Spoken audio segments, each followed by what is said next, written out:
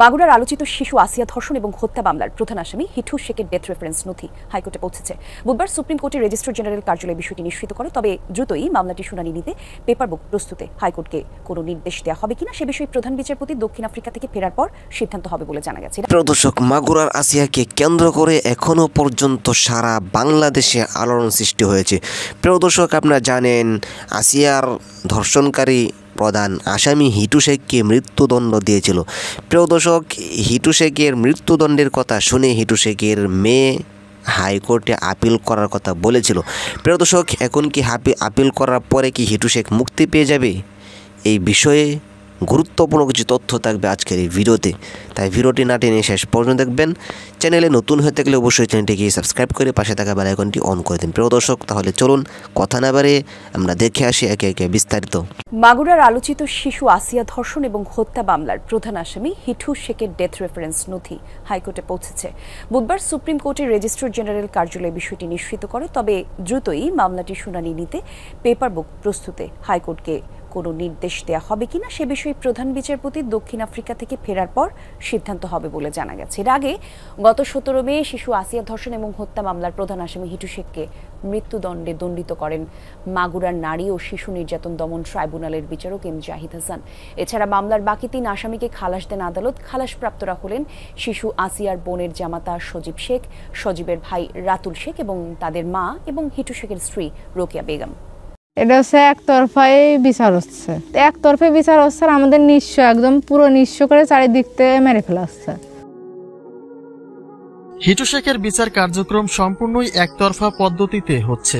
কে আসল অপরাধী কিংবা হিটু শেখ এবং সজীব শেখ কি বলতে চায় তা জানার প্রয়োজন মনে করছে না আদালত।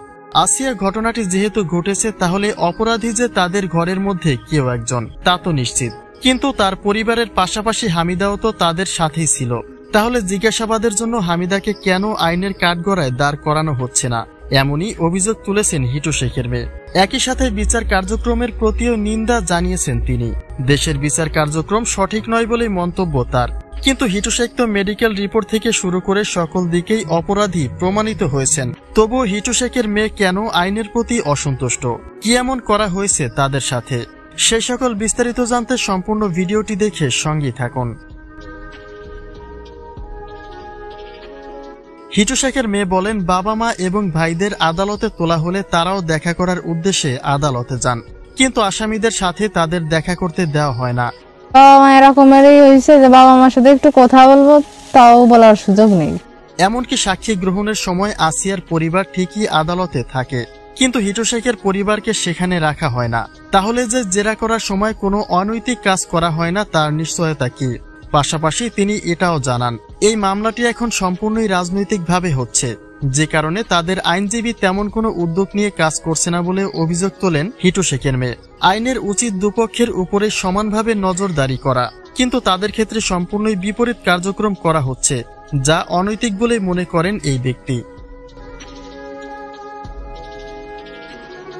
বাবা এবং ভাইয়ের মতো করে হামিদাকে তিনি অপরাধীর তালিকায় যুক্ত না করলেও নতুন করে হামিদাকে জিজ্ঞাসাবাদের জন্য আবেদন করেছে হিটু শেখের মেয়ে। তার দাবি, হিটু এবং সজীব শেখ যেহেতু বারবার একই কথা বলছে, তাহলে নিশ্চয়ই এর মাঝে কোনো রহস্য রয়েছে।